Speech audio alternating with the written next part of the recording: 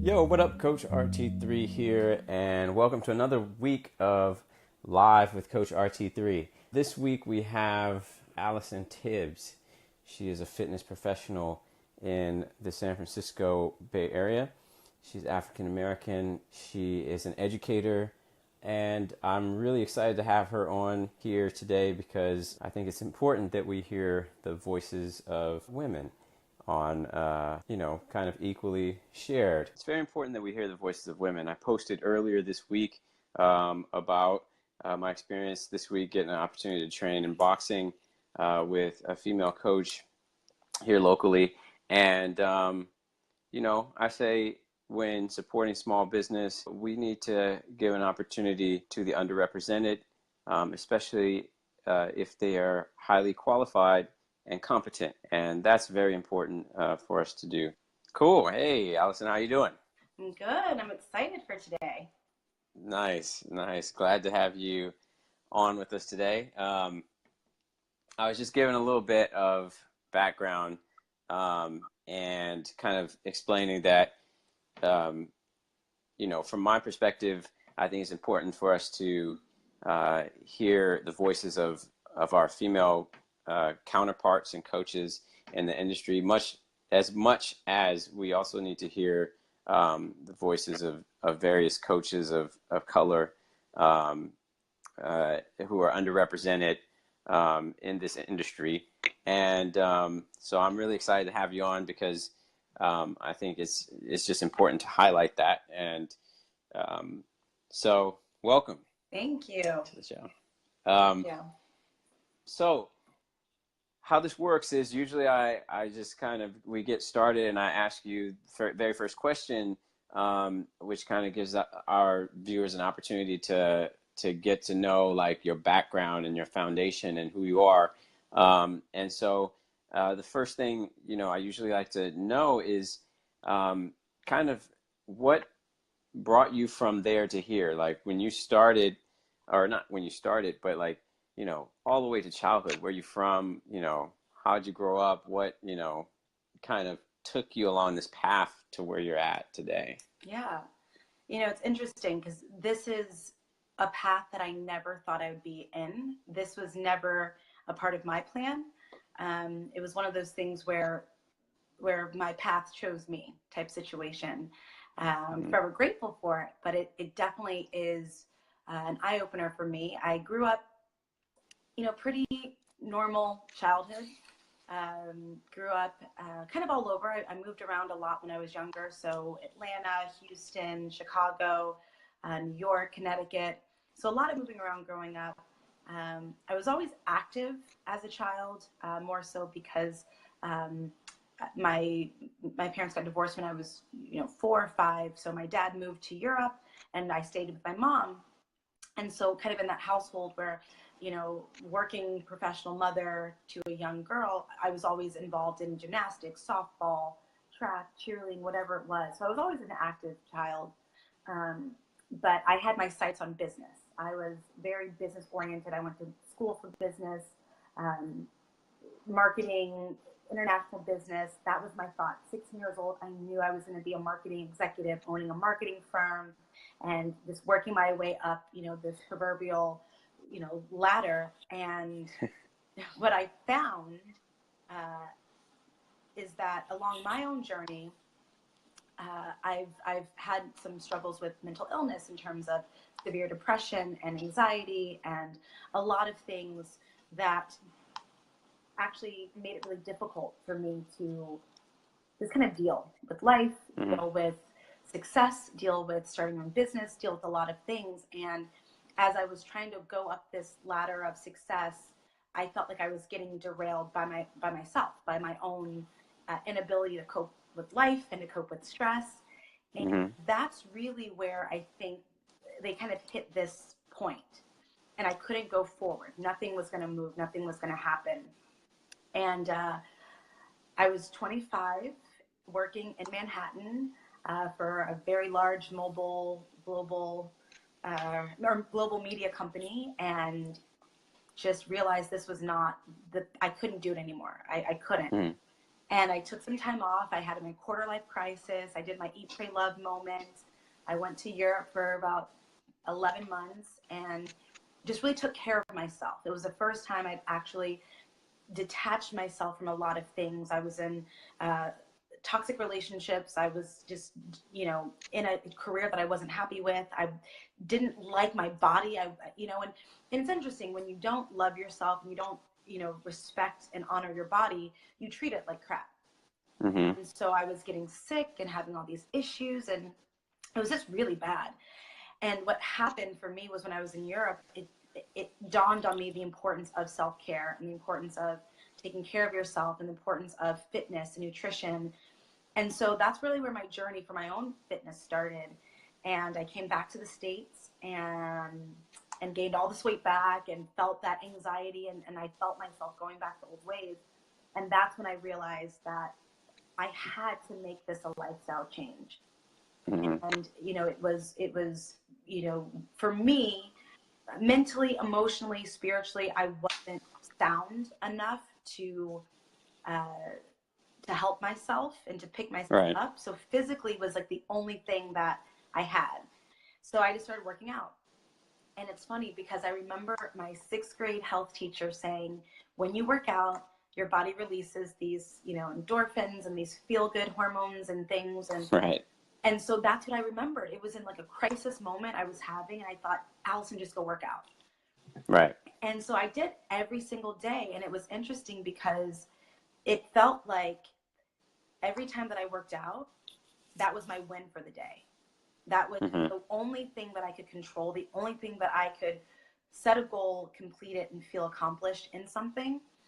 And that's how it started. That's really where it began to crystallize into fitness being a big part of how I dealt with my depression and anxiety and low self-esteem, because I started to feel strong. I started to feel capable and powerful and empowered.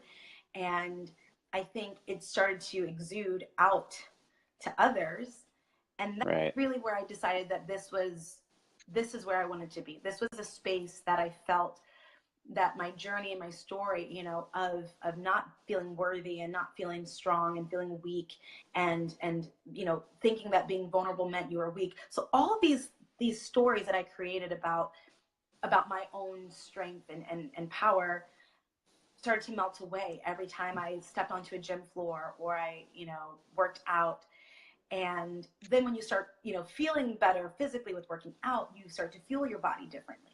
So Yeah. my workouts were better when I ate cleaner. And so Right. I went through that. I had a really great doctor at the time who we worked really hard on my nutrition. And basically we had 90 days to put me on a clean eating regimen, fitness regimen. And if I felt fine, then we wouldn't go the route of antidepressants. Mm-hmm. So from eating clean, working out, and then naturally I started just to feel better. So I started, journaling, writing, started blogging, doing podcasts and all these things of just kind of sharing my journey. And people started to take note. And every time that I interacted with someone, it was as if I felt like I was doing what I was born to do. Right. So it's been an interesting journey, but again, I said it's one that chose me. I definitely did not choose it because I used to be the girl that would work out. I would hop on a treadmill, and the second I started to sweat, I would hop off, and my workout would be done. So I was that girl at the gym. That was me. That was me. I don't even really believe that. That's kind of crazy. Like knowing like who you are and having seen you and met you, it's like I have a hard time really believing that was So you bad. because So bad. I knew so many of those Yeah. growing up, and like, oh, sweat. That was me. I was like, I don't want to get my hair wet. I don't want to do this. I can't put on my makeup. Like, no, I would not do it. So I've come a long way. I've come a long way. Right. Yeah. Yeah, that's funny. Well, that's interesting, and for everybody out there, me and Allison have met, I think a handful of times. I mean, we really like, as far as like really met and interacted.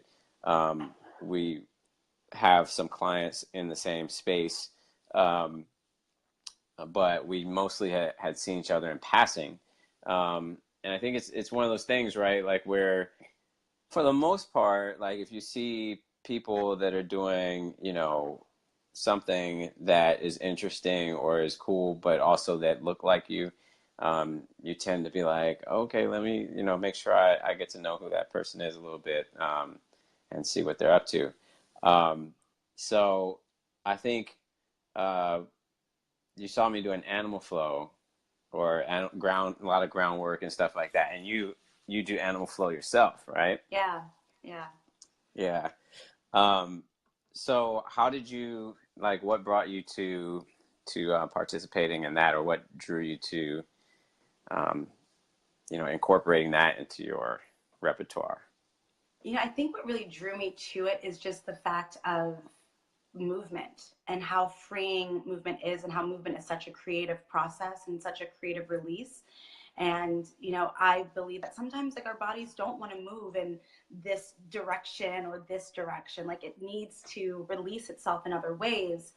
And when I saw that there was a way to be physical, and to use your body, you know, I think it's such a fascinating thing that, you know, if you train your body and nourish it and feed it and fuel it, our bodies can do these amazing things.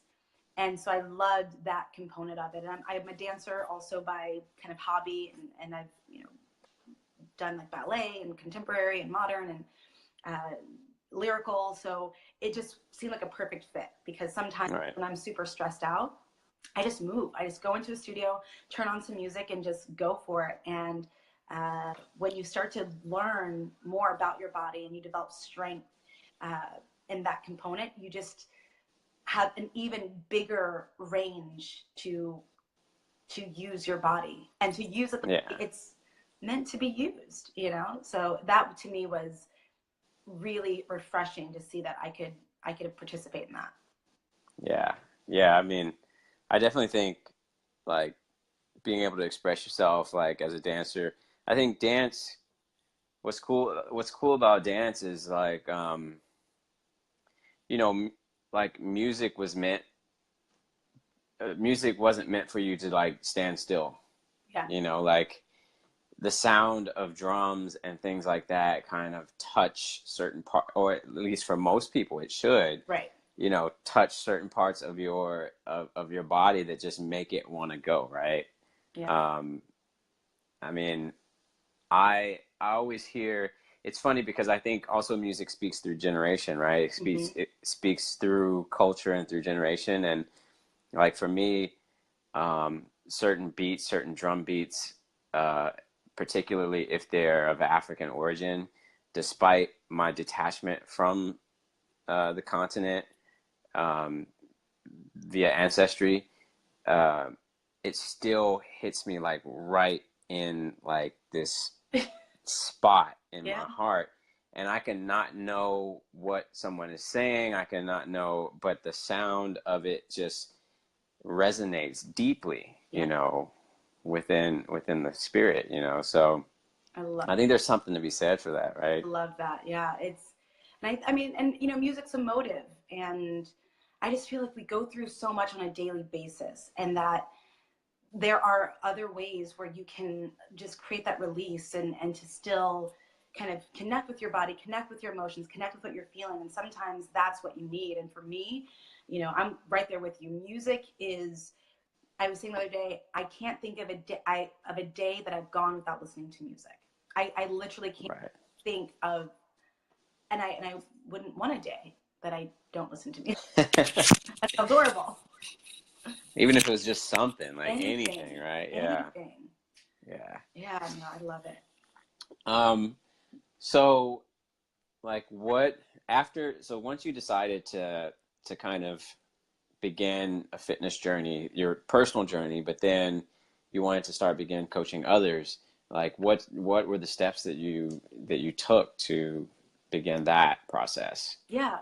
I mean, I started just using social media as just an accountability tool and just more of like, hey, this is what I'm doing. Follow my journey, get inspired by it. You know, it was a hobby at first. It wasn't even anything I was looking to make a business out of, because I was still trying to grow my own marketing firm. So when I came back to Europe, that's what I did. So I had this marketing company, and I was working with clients and small business owners and doing all these things. And the deeper I got into that business, the more stressed I became. But every time that someone would hit me up on like Facebook or Twitter, because that's how long ago it was when Twitter was still like popping. But every time they would like interact with me, I just felt light, and I felt pumped and energized. And it was this constant battle. I felt again, I was coming to this point of professionally what I'm trying to do and purposely what I'm trying to do, I'm stuck. And the purpose should always override, you know, that job or whatever. And so that's kind of when I made that decision. And I remember I closed up shop. I let my clients know that after about 3 months out, we would be ending our terms and our contract, and I was going to pursue fitness full time. So I got my certification with the National Academy of Sports Medicine. From there, I started working at Equinox. So I was a personal trainer at Equinox.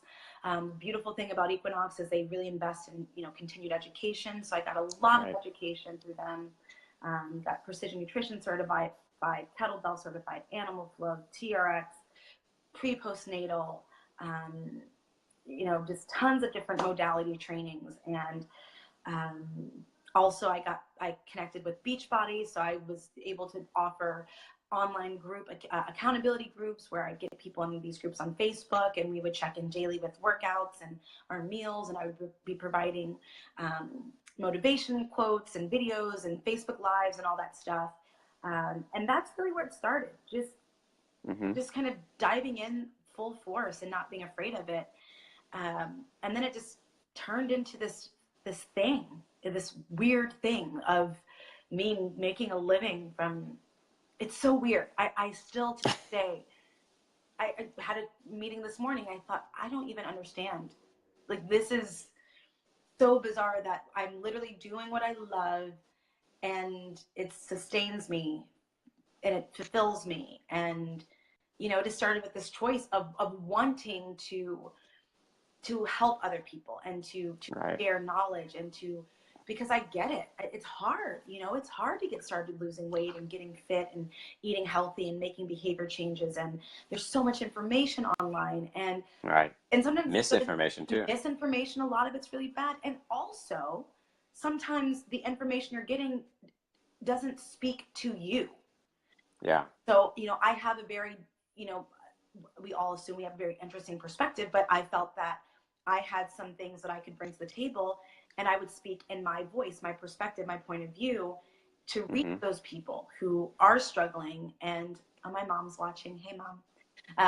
And you can like get that going. So, you know, it was really interesting and exciting for me to open my life up on a very social platform and a very public platform of my journey, my struggles, my challenges. And I think that more so than the education and the experience is what has allowed me to continue to work with such amazing people, because I keep it real about what I'm going through.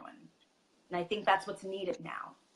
No, it's interesting you said speaking from your voice, and we were talking about misinformation and information that doesn't speak to you, or and that sort of thing. And I find it like an interesting segue, because my former professor and friend just sent me the Decolonize Your Diet book.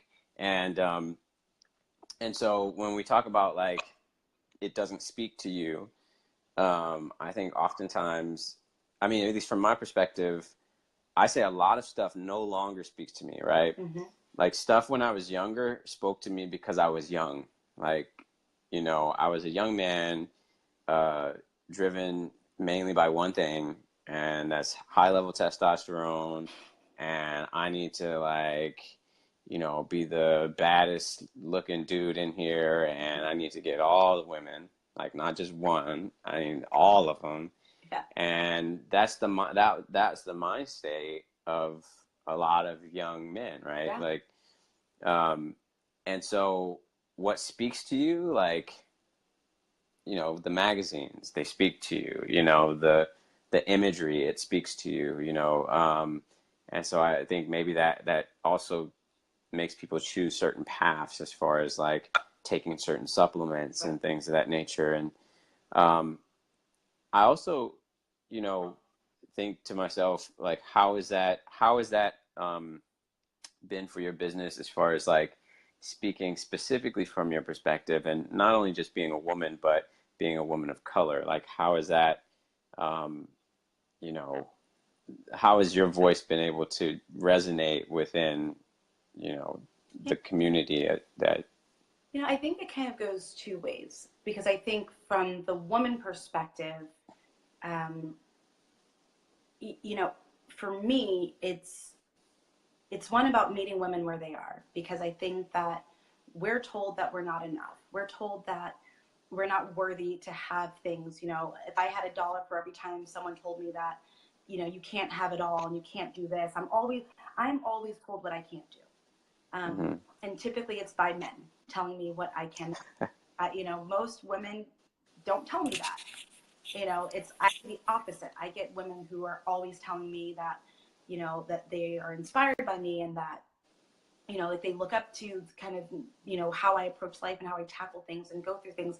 But I'm always told by men what I can and cannot do. And, you know, which is fine, because it doesn't define me. And I'm at a point now where I don't take it personally anymore. But I think that's the thing. It's this balance of how can I be strong and assertive and still be feminine and sexy, and feel confident in my skin, and embrace my curves and embrace my imperfections, and to be in this space.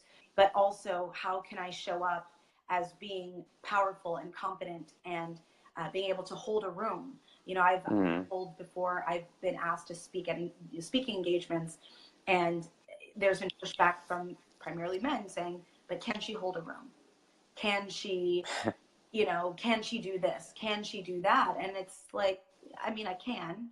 I've done it before, and so I think there's something there of when I work with women in particular, it's really getting them to know the power that they have, and to embrace it and not be afraid of it, especially in the gym. Again, a very male dominant field industry, even still. hmm So it's hard when women go into the gym and they don't know what they're doing. They don't know, how to use equipment or machines, and they get intimidated, and then they end up in group fitness. Nothing wrong with group fitness. I teach group fitness, but, if you're going to want to get strong at the gym, and feel comfortable using weights, like, you should know how to do that. So right. that's kind of part of it from, a woman perspective, is just kind of embracing the duality of being feminine and strong, and Right. being at peace with that. Then you add on, I think, the layer, and I think what I'm finding is that while I am a woman of color, and my story resonates with a lot of women of color, I still find that my story also resonates with just women in general. And hmm so it's this fine balance, I think, too. But I think the beauty of it is as long as I'm authentic with who I am, and my story and my point of view and my perspective, um, I find that I try to stay true to that as much as possible. And I think that I find little pockets, I have little tribes of women from different walks of life, that connect with certain parts of me, hmm because I'm multifaceted, and I like that I am. I like that I've had life experiences that make me being able to be empathetic and and relatable to different pockets of women along their journey. Right. So it's been interesting, in case in point, uh, there's certain places that I'll teach one group fitness class, but the vibe is very different. I would never teach that class somewhere else. Like my abs and booty boot camp, I think every song has a swear word. It's all twerk worthy. Right. Twerking in that class. If you get tired, that's your active rest, is twerking. But then I teach basics where maybe not so much, you know? Right. And I can do both, but it's still authentic to me. Right. And I think that's my goal. I think it's twofold. It's one, to always remain authentic, because there's also a lot of shame that I tied to my story. You know, Mm-hmm. and in the the Black community, especially around women, you know, I didn't grow up where talking about anxiety was a thing, or talking about, you know, the conversation you had with your therapist, or self-care, self-love. Those were things that I those weren't conversations. Right. Even growing up and going to the hair salon with my mom when I was younger, you know, those weren't the conversations that were being had. They were the Right. amazing conversations amongst these amazing women that are, you know, carrying the weight on their shoulders, and they can come undone in this, you know, space, this sacred Right. space. But that wasn't what was happening.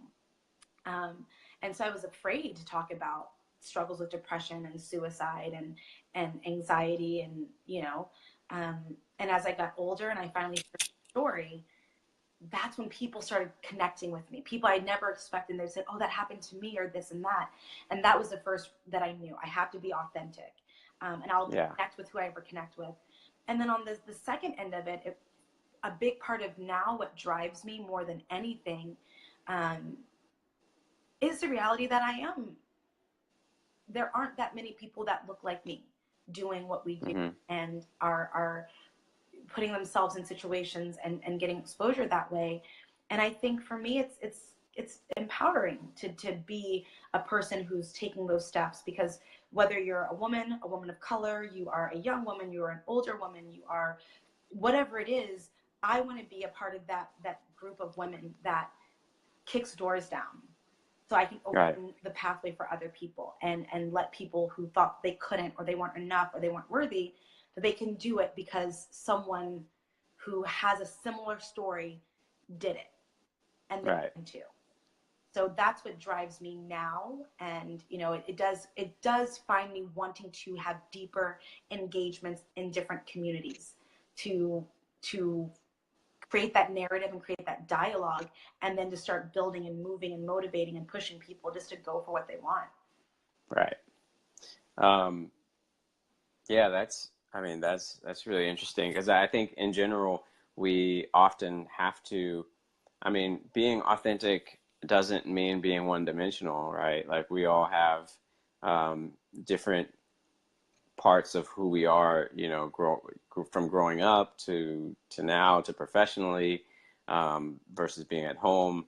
I remember the first time, I think I was in an anthropology class, and they started talking about code switching in language, and you know, I remember, like, as they started explaining it, I was like, "Oh yeah, you mean kind of like what I do at school versus, you know, when I'm talking to the teacher in class Yep. versus what I do at home or with my homies, or, you know, like, Yep. how many codes do you switch, right? Like, there's the language you speak with your parents, Yep. versus the language you speak with your closest friends, Yep. versus the language that you speak with just simply peers of your age group. Yep. You know, associates at school, you know, people at work. It's always different, right? Yeah. And I think when we speak in a quote unquote professional manner, you know, you often get that, oh well, you know, this person speaks white, Oh or yeah. um, but, you know, like, you know, this it's interesting, because I think, like, the challenge oftentimes is that uh, I was watching something recently on default beauty. There's a post out right now on, like, default beauty, and you know, these women were all discussing the fact that uh, white female beauty is like a default beauty, or white beauty in general is like a default beauty, like certain look of your face, nose shape, cheekbones, all these sorts of things. Um, and so the default language, or the default way in which the language is spoken, is also considered that, right? So every other way English is spoken in America, at least, is considered something else, Mm-hmm. right? So, so yeah, that I think, you know, but that's just an ability. I think that's an ability and a skill, right? That's something Yeah. that just makes us better, right? Like if you can communicate with more people on the level that they communicate at, or what makes them feel comfortable, then uh, then that provides success for you, right? Yeah. Because I mean, in the business that we're in, it's such an energy business. It's such an emotional thing that you have to have, in my opinion, as a coach and as a trainer, and as you're really working with people through behavior changes or whatever it is, you have to meet them where they are. You know, you Right, have to create this psychological safety with you. And if you can't do that, then it becomes a lot harder to help to inspire change for that person if they don't feel right. psychologically safe with you first and foremost. And again, it's not trying to one up them or bamboozle them, but it's I recognize this in you, and Hmm. I can meet you there, and we can move through it this way. Um, and I think it's been interesting more so with teaching group fitness and teaching at different locations and feeling the vibe and and it is important, it's important that Yeah, you're there with them and can move them in that way. yeah. Yeah. Because it's going to be a whole lot different teaching a class in the marina of San Francisco Right. than teaching a class in Bayview Yeah. or Yeah. you know, it's, Yeah. And it's uh, real. Like, and you have to think about that. But for right, me, there's a thread that remains the same, and it's all around this thought process of empowerment and motivation and encouragement and truly being. That never changes with me. right, And I think that's where that level of authenticity comes in, and that every person's experience with me is still the same at the core. It's just the flavor's different. The right, the skeleton, the bones, that's what changes. right, right. Um, so what is your current, like, what is your focus now as a coach? Like, what is your main focus with like the type of clients that you mainly work with, or the type of things that you usually try to achieve with your clients? Yeah. I mean, majority of my clients, I will say, is most of my clients are women. Um, and I think as a coach, for me, the biggest thing is really helping people to unlock some of that stuff that gets us stuck, and helping them to really move past those emotional, physical, mental blockages, creating lifestyle habits that will move them into being the best version of themselves, healthier, happier, more fulfilled, and giving them the tools that they need to feel confident, whether it's on the gym Hmm. floor. I always say, when you're working with me, you show up different in life. You're making better decisions, you're being your own advocate, you're doing all these things, and that's really important for me. Some of my favorite clients have been those that came to me, and I worked at Equinox a lot of times. If someone had like a really hard time, they'd say, okay, let's give them to Allison, because she knows how to connect that emotional side to the physical side to get results. um, Right. because I'm going to dig deeper. I'm going to dig into why is this important to you, and understanding your motivators, understanding what your challenges are, creating a strategy to get you moving forward, and then just to be that accountability layer to make sure that you're keep making progress. And if we're not always knowing how to, adjust, right there in the moment to help you, because one thing that I do know is the importance of getting that win, that Hmm. that even if it's just being able to go up 5 pounds in a deadlift, or to finish a cardio, section, or a cardio, um, circuit, and feel strong, or Hmm. those are the things that really drive me, because I want people to walk out knowing that they did something good for themselves that's going to move them into being the best version of themselves. Because it's time. I think for everyone, it is time for us to step into our power, and to just get over the BS that we keep telling ourselves, that what's possible and what's not, and what we're worthy of. And I'm just, I'm tired of it, and I'm sure Mm. everyone else is tired of it. So it's like, let's just do this thing. Like, let's just get the wheels in motion. And so I kind of get real hyped up about that. That's a big part of my coaching, and those are the people I want to work with. I want to work with people that really want to change. Yeah. You know, one of my favorite quotes is, "When your desire to change is greater than your desire to stay the same." You know, Right. that's who I want. I want someone who's hit that point of, I'm sick and tired of being sick and tired of this. Right. Newton's law, right? Yeah. Overcoming inertia. Yeah. I had a client back when I was in Bangkok that said that to me one day. He's like, my change is really only going to happen when, my desire to stay the same overcomes, or my desire to change overcomes my desire to stay the same. You know? And it's really true. Like at some point, I mean, some people never reach that point, right? But a lot of us reach a point where it's like, enough. Like, something's got to be different. And, I've reached that on many things and many occasions, and particularly when it comes to myself, injuries and the way my body feels. I'm like, enough already. Yep. Like, if I keep doing the same thing and expecting a different result, we know that quote. We know that quote. You're crazy. Right? And it drives you insane because you know you shouldn't be doing this. You know you should be doing better. When you know better, you're supposed to do better. And I think there's a lot of times, and there's a lot of people right now that know better but won't do better. Right. And those people, it's a very uncomfortable place to be, because you're now morally and like internally, you're having this friction. Mm-hmm. And it's a gift and a curse. Some people aren't there yet, so they don't really know, they don't really feel it. But once you do, you get to the point of, enough already. This doesn't serve me anymore. And if I don't change, then you just start to feel like you lose yourself. You feel like you're losing the essence of who you are. You lose motivation, you lose perspective, you lose that fire that you once had. I remember when I was going through my stuff, I remember one time my mom just kind of looked at me and just said, I don't even recognize you.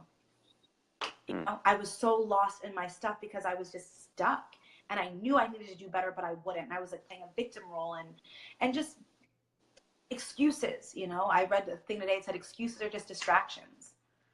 And I was like, I remember living in that distracted, excuse-driven life, and it felt horrible.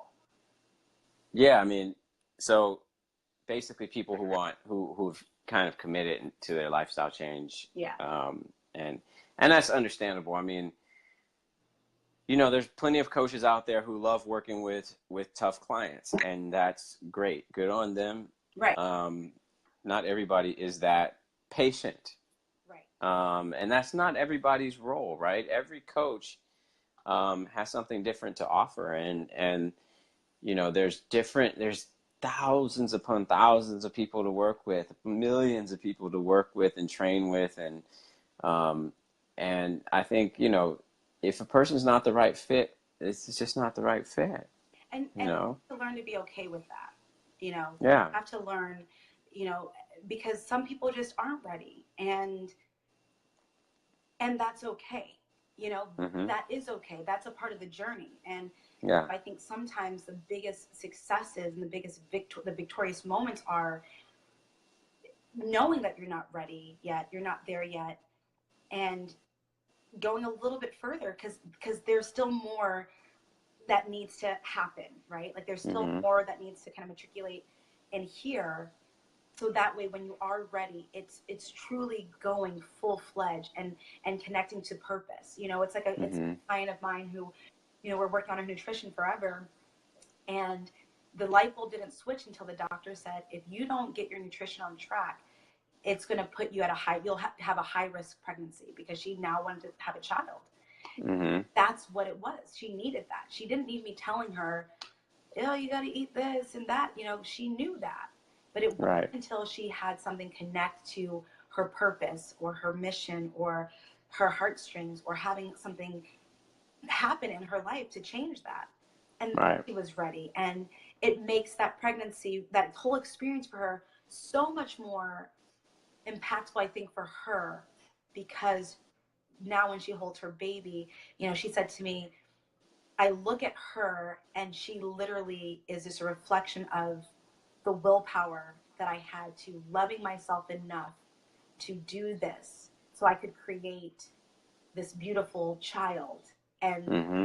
and now she motivates me now, like when I'm tired and don't want to work out, like I look at her and she motivates me when I can't do anything, not just fitness and nutrition, but for my job or whatever. So, Right. you know, and I mean, and I know you and I probably have the same thing too. There's certain things that, you know, that I know I personally struggle with now. Yeah. Sometimes I have to check myself and it's like, well, why are you doing this? Or why are you not doing this? And what are you missing and what are you losing by operating in this space? Right. And that's a good check for me. And sometimes I'll say, you know what, I'm not ready. You know, I'm not there yet. I'm not there yet. Right. And I make my peace with it. And there may come a time when I will be there yet, or not. Right. We don't know. We just never know. So you wrote that you were a co-author on some publications. Yeah. What have you been working on, or what have you worked on? Yeah. So it's been a while since I've kind of been in that space, but I worked a lot with the Professional Women Network, and I co-authored about 13 books with them, all around empowerment and motivation and, you know, success and goal setting. You know, I even did a book actually with my mom about raising African-American girls. You know, just from that aspect of it, it's just giving people these tools and resources and stories that they can learn from and grow from. And then I co-authored a book with Les Brown and Jack Canfield of Chicken Soup for the Soul. That was all about like mastering the art of success. So we were just sharing different, you know, our perspective on success and what do we do and how do we live our life. And, you know, now I'm still taking that angle, but I'm really digging this self-love, self-care, and kind of making it more personal about, you know, at the core, because Mm-hmm. I'm learning now that it's only been since I've personally started to pour into myself more that things are starting to happen at a different intensity and a different level. And there's clarity in the movements that I'm doing. There's clarity in my vision because I'm continuing to pour into myself. And I think that as women in particular, we just don't do that. Right. Care for everyone else, and you know, we are taught that it's selfish to take time for ourselves. And I want to be one of those people, those thought leaders that can kind of help like crack that code, because I mean it's a generational systematic thing. It's just like there's layers to it, there's levels to it, and it's just like you're constantly plugging away. And I'm hoping that I can be a part of that movement where we just learn to embrace that side of things. So I am working on a project now around that. So I'm really excited about it, and hopefully that will be something that will come out hopefully the end of this year or early next year. But definitely getting the bug to start writing again and to put something together that speaks from that point, because I've experienced a lot of that over the past few years. So I'm almost ready to share it with the world. So. Nice. Yeah. Nice. So, so we didn't really touch on this. I mean, we kind of got into it briefly, just being a woman of color, but I want to talk about colorism, darker skin, portrayal, representation within fitness, within health. What has been, well, first of all, what has been your experience with that from your own perspective, but also like what is it that you would like to see more of, or what, or change within the realm of health and fitness for within that scope? Yeah, for me, I think that the fitness industry, it's tough. It's so tough because, I know for myself, like, my body is my product. It's my billboard, which is so awkward for me still, because for the longest time I've been very insecure about my body. Even little things, like I still find myself like covering up and being weird about my body and not wanting to show it off and things like that. And, so, and there's nothing against that for people who do that. But for me, that's just not something that I've always been super comfortable with. And it's always kind of taken me out of my comfort zone. What I hope to see, and what I hope, is that we move into a space where we are now celebrating healthy bodies, Mm-hmm. that we are now celebrating the whole gambit of what beauty and strength and femininity look like. Because there's not one color, there's not one shape, there's not one type of beauty, there's not one type of fit, there's not one type of healthy, that Mm-hmm. as long as you're doing the best you can with where you are, and you're embracing it with confidence and grace, and you're okay with that, that to me is what I hope to see. Because it's annoying for someone who's tried to lose weight and they gain it back, and they lose it, they gain it back. They now think that they're a failure because they don't fit in this box of what it looks like to be fit, or to be healthy, or to be beautiful. I mean, I grew up the same way, feeling that way, being darker skinned.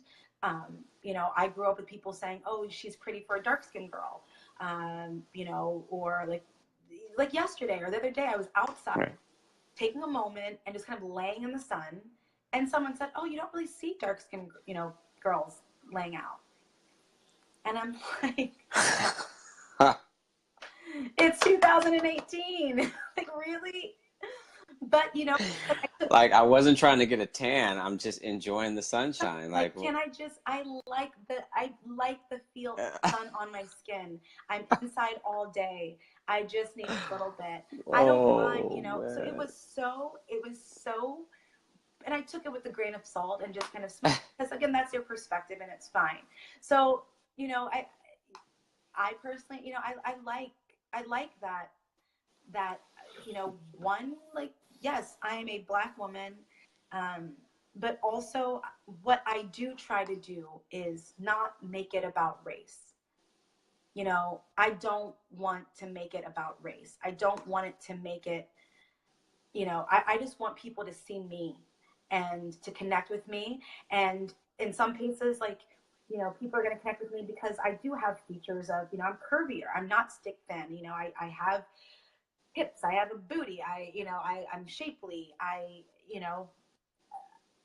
And I will never be like these certain, standards of beauty or whatever. But I'm hoping that people can see beyond that and just see strength and see, power and femininity, and find that within themselves and their own bodies, and let that drive them. Because it's hard. You go on Instagram and every girl is beautiful and has the perfect highlighter and contour, and they work out and like they don't sweat, and like they're, it's like, I'm like, how do they do this? Like, what magic do they have to be perfect? And I just had to let it go. And and yeah, I do photo shoots, and I told you I hate photo shoots. Like, they're so awkward. But you know I swallow that pill because I know that we need to see more women that look like me in this landscape. Right. Because there are women who look like me that are looking for something, and if they don't see that, it's going to be hard for them to do that. But then again, there are women who are not of color who, are like, "Oh, I want your body shape. I want your body type," Right. and it's like, Yeah.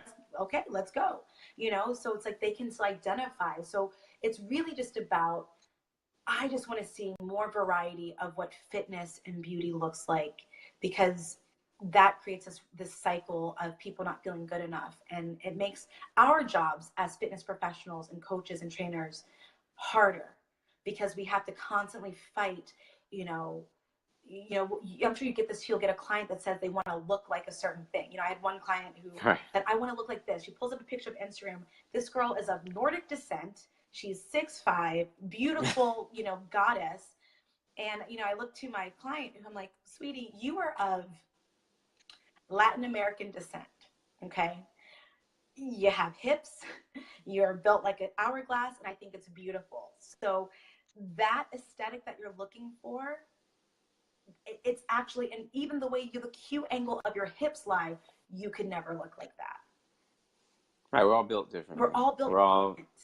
So how can we flip the script and get you to a point where you look in the mirror and you love your body? And, you know, I would say for me, I love my body because I've worked so damn hard for it to be where it is right now. That's why I love my body. I have imperfections. I have all these kind of things. And I don't care about that anymore because I spend so much time trying to be stronger and better and healthier for my sanity and for my own life. And so it may not be perfect. And, you know, I'm 34 now, so things are starting to be a little bit different and a little bit harder to keep it where it needs to be. But I'm still so just happy with my body because of the amount of work that I put into it. And that starts with self-care and self-love. And that's how I look at my fitness and my nutrition and my regeneration and listening to what I need. So, you know, I just hope that, you know, as people are listening and watching, it's like, just start where you are and know that whatever body you have, it's already beautiful. It's already amazing. And the key is just to get healthier and to feel better and to move better. You know, that's why I like what you guys are doing with like upgrading your life and upgrading your movements and upgrading things. You know, it's just more of an upgrade. That's it. But you're great already. You know, little tweaks don't hurt. I mean, you know, it really does boil down to that. In a lot of ways, I think people come looking for one thing, but it's actually what they need that will get them what they want. That's it. And they are so busy, stuck on what they want that they neglect what they need. And I think a lot of coaches often feed right into that pattern. They feed right into like, well, this person says they want to lose weight. And I had an issue recently with someone who was they're in like the fat loss, you know, type of training, and all they preach is like, let's lose these, let's burn these calories, and let's look at calories for this versus calories for that. And I'm like, you know, that's fine and nice, but that's not life. That's not living. And let's find out. So you're telling me you're taking these people who come into you and they're like, you know, I want to lose weight. But then the first thing they tell you is my knee hurts. And then, you know, but I got this thing going on with my shoulder. And then, you know, sometimes my back, you know, and then you're like, okay, calories in, calories out. Let's, you know, we'll work around it. We'll go high intensity still, but we'll work around it. And I'm like, you have to fix or help them feel better. Yes. And then they will do better. Yes. And when they do better, they will get all the benefits of feeling and doing and just being more active because they don't hurt. Right. And it changes their life. It changes. And that's the thing, I think, as coaches. And that's why I really love what you're doing. And I love talking to you because every time that we speak, it's always this desire of wanting people to operate in that space. You know, if we can get you feeling better, moving better, you can do anything. You know, things that you never even imagined you could do. You know, run a marathon because your whole life your knee's been hurting, and you know we fixed that, and now running is actually enjoyable. Or being able to do things that you used to do, and getting that sense of accomplishment back. You know, that's the thing, and you know the coaches, and this is also where my frustration comes with when you're working with people. is that we'll take information, but we won't truly apply it properly or know what to do with it. And we're putting, clients in danger, and we're making it worse, and we're not building this lifestyle. And that's really what it's all about, Right. and it's just about being better, better, Absolutely. Absolutely. I agree 100%. Um, but this has been a great conversation. I think everyone who listened, there's a few people on here. There were no questions, but that's cool. We had some laughs, I think, at one point when you were talking about being in the sun. Um, Welcome to my life. but but yeah, this has been a great conversation, and I think it's highly useful to get this perspective, and to hear some honesty from fitness professionals. I think that's one of the things I've really wanted to do with these talks is really get into the root of people who I think have a good perspective, and and something to really give to the community and give to people, and in order to help them, like to genuinely want to help people, because I think there's a lot of people out there who as trainers and as coaches, they're just about how can I make a quick buck, how can I get more money, oh, this seems like an easy job to do, I'm just having fun. And then you also have people who look at coaches, and this is another reason why I wanted to put these out as well, is because I wanted people who are looking at our profession to look at us with a sense of legitimacy, right? Yeah. You are not only a professional, and you're not. This is going to be a double negative. You are not doing marketing. Right? Right. Yeah. Like, you went to school for marketing, and now this job in and of itself is marketing, right? Yeah. Fitness is marketing. Like, you cannot disassociate the two of them. Yeah. If you're not good at marketing to some degree, you're not going to be good at fitness as well. Yeah. But then if you're not good at actually working with people, then it doesn't matter how good your marketing is. You won't keep any clients at all. Right. So yeah, this is really great, and I'm glad everyone watching got an opportunity to hear you and hear your perspective, and I look forward to doing much more with you in the future. Absolutely. No, this was great, and I just want to applaud you just for for taking this angle. I think that fitness professionals, we live a very aspirational, inspirational type of life, and I think that it's important for people to see the struggles that we go through, and kind of the fight that we're fighting, and why we do what we do, and to see that human side of this business, because it's an energetic business. We're taking in energy on a daily basis, and when you're walking that path, it's a lot. This is the hardest job I've ever done. This is literally the hardest thing I've ever done, because I care so much about it, and I care so much about trying to stay on the right side of things in this industry, because it's so easy to get pulled into the glitz, the glam, the Instagram followers, the sponsorships, all that stuff. But at the end of the day, while that stuff is cool, what matters most to me is that my people, my tribe, I'm taking care of them. I'm giving them the best of me every day. And, and I have to continue to grow myself in order to be that. So, I applaud you for doing this, because people don't know. And they just assume, they assume that we don't struggle with our bodies. They assume that we don't struggle with our own self-defeating, thoughts, that we don't struggle with injuries. And I was talking to Shelby yesterday, and we were saying how when we get injured, how emotional we get. Like, we want to hide. Like, oh no, I broke myself. I want to hide. I'm so mad at myself because I know better. It's tough, but So that's why I was really excited to be a part of this. And, you know, for those who are watching, you know, definitely keep an eye out for this one, because Coach Rich is not one to play around with. And very rarely do I think that we get an opportunity, or I get the opportunity to connect with people that I truly believe are the future thought leadership in this industry. So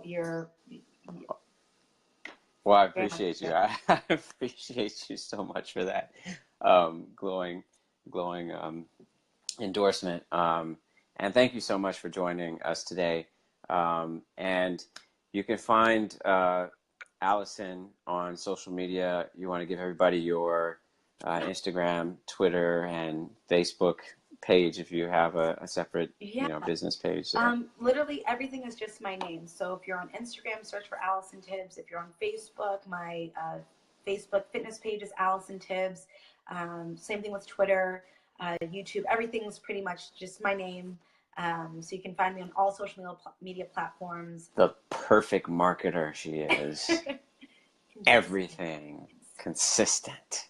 And worst case, if you forget, just go to AllisonTibbs.com and then you can find it. So. Perfect. And that's Allison with 2 L's. 2 L's. 1 S. Yeah, 2 L's, 1 S, 2 B's. 2 B's. All right. All right. Well, thank you for joining us, and I'll talk to you soon. Yeah, thank you so much. Bye. Bye.